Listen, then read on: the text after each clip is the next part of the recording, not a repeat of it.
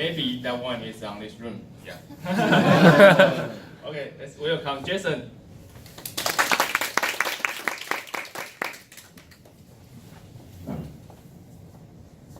Do you like flying? Yes. I really do. So today I will share the procedure for flying to the sky. Before every takeoff, the flight crew will have a briefing and discuss the flight plan, which includes the weather report, alternate airport, fuel loading, and weight and balance.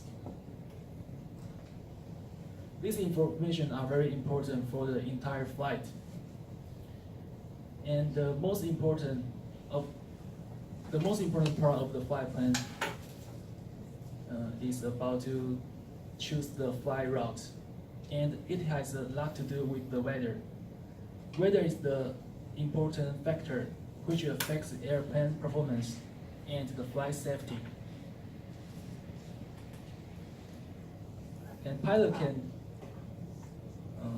check the weather for the entire route of flight, and also check the alternate airports if it's not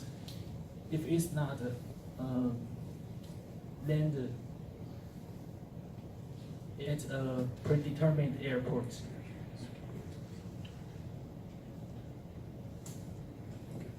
So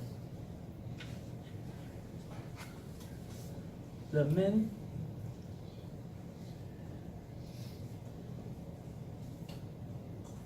factor affecting the amount of fuel burned is about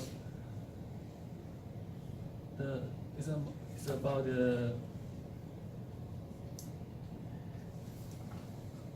wind, because for the takeoff or landing,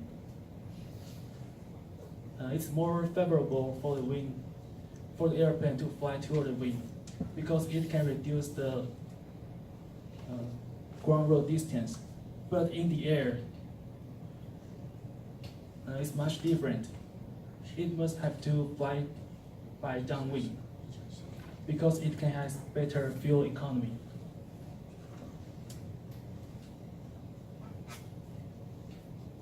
And for the whole flight planning, the main purpose is to maintain the flight safety and the economy and the comfortability for the passengers.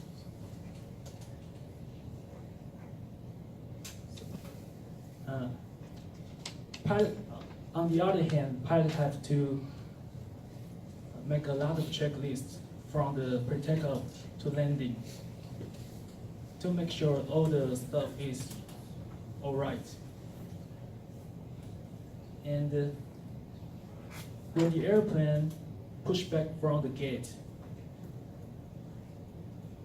the tower controller will guide the pilots to taxi on the runway and wait for the pre-takeoff clearance.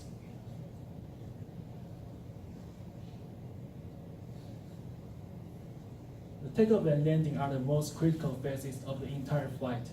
There are three important airspeed for the takeoff: V1, VR, and V2. V1 is also called decision speed.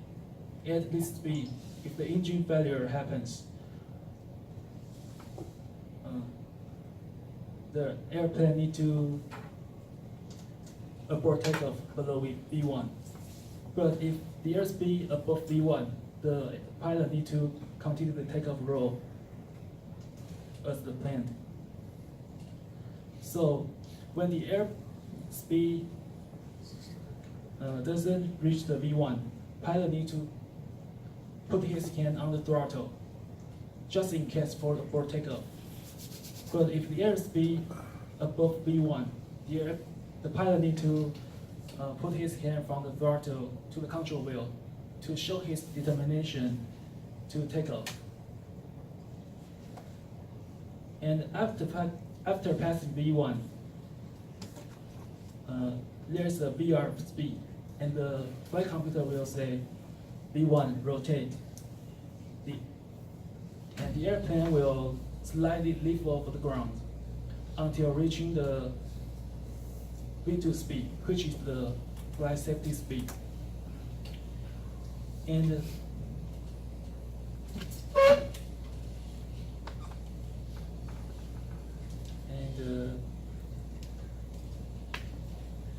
when the airspeed indicator shows the positive of climb, the pilot need to put the gear up, flaps up, and check all the instruments to reduce the drag and increase some lift until climb to the higher altitude.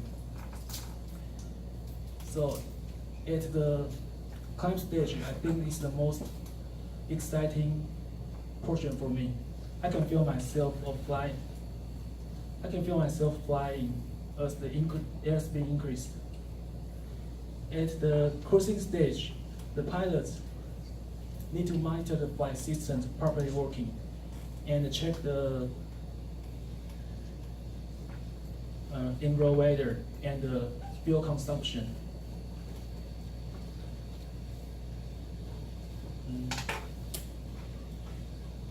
They may need to climb or descend for avoiding thunderstorms or turbulence, and they need to contact the approach control when passing the border. As the long-haul flight cruise comes to the end, the pilots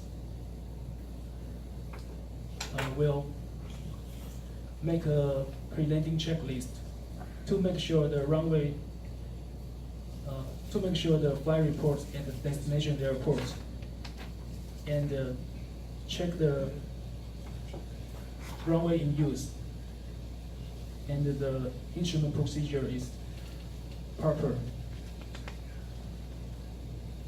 Verify the airspeed for the gear down, flap down, and the final approach. So,